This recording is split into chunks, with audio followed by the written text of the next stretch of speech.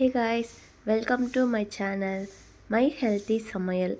இந்த விலாகில் பார்த்தீங்கன்னா இன்ட்ரெஸ்டிங்கான சில நியூஸ் வந்து இருக்கும். ஸோ மிஸ் பண்ணாமல் என் வரைக்கும் பாருங்கள்.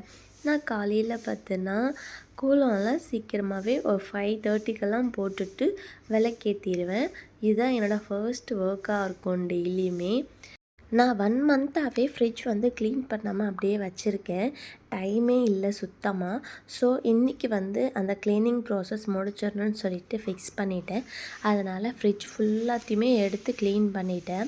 ஃப்ரிட்ஜை நான் எதை வச்சு க்ளீன் பண்ணேன்னு பார்த்தீங்கன்னா, லைசாலும் அதுக்கப்புறம் விம் ஜெல் 2த்தையுமே கொஞ்சம் கொஞ்சமாக எடுத்து நல்லா தண்ணி ஊற்றி டைல்யூட் பண்ணிவிட்டு ஒரு கிளாத்தை வச்சு தொடச்சி எடுத்துட்டேன். முக்கியமாக இங்கே கவனிக்க வேண்டிய விஷயம் என்னன்னு பார்த்தீங்கன்னா, நீங்கள் ஃப்ரிட்ஜ் க்ளீன் பண்ணும்போது ஸ்விட்ச் ஆஃப் பண்ணிவிட்டு ஃபுல்லாக க்ளீன் பண்ணுங்கள். இல்லைன்னா ஷாக் அடிக்கிறதுக்கு ரொம்பவே சான்சஸ் இருக்குது. ஸோ மிஸ் பண்ணாமல் வந்து நீங்கள் மறந்துடாதீங்க. மெயினாக மறந்துட்டு கூட ஸ்விட்ச் ஆன் பண்ணிவிட்டு க்ளீன் பண்ணிடாதீங்க. நிறைய நியூஸ் வந்து இப்போ பார்த்துட்ருக்கோம். ஸோ அந்த மாதிரி நிறையவே நடக்குது. அதனால் ரொம்ப ஜாக்கிரதையாக க்ளீன் பண்ணுங்கள். ஒரு வழியாக நான் ஃபுல்லாக க்ளீன் பண்ணிவிட்டு எல்லாமே அரேஞ்ச் பண்ணி வச்சுட்டேன். காலையில் பார்த்திங்கன்னா இட்லிக்காக நான் மாவு ஊற வச்சுருந்தேன். அதையுமே நைட் வந்து அரைச்சி வச்சுட்டேன்.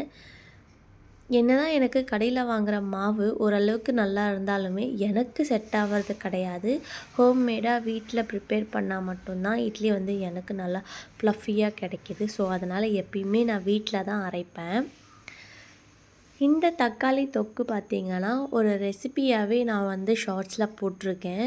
இதோட ஃபுல் வீடியோ வேணும்னா நீங்கள் வந்து அதை போய் பார்க்கலாம். அந்த லிங்க் வந்து இந்த டிஸ்கிரிப்ஷன்லேயும் நான் கொடுக்குறேன். ஸோ மிஸ் பண்ணாமல் அதையுமே பாருங்கள். இட்லிக்கும் சரி தோசைக்கும் சரி நல்ல ஒரு காம்பினேஷனாக இருக்கும். இன்றைக்கி மார்னிங் பிரேக்ஃபாஸ்ட் பார்த்திங்கன்னா தோசை தான் நான் சாப்பிட்டேன்.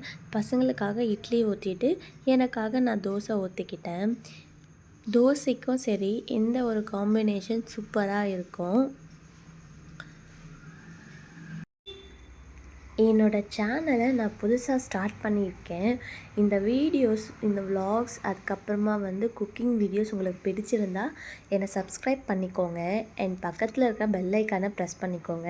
அப்போ தான் நான் எப்போல்லாம் வீடியோஸ் போடுறேனோ அப்போல்லாம் மிஸ் பண்ணாமல் நீங்கள் பார்க்கலாம். அது மட்டும் இல்லாமல் பார்க்குற நீங்கள் இந்த வீடியோ பிடிச்சிருந்தா ஒரு சின்னதாக ஒரு லைக் பண்ணுங்கள்.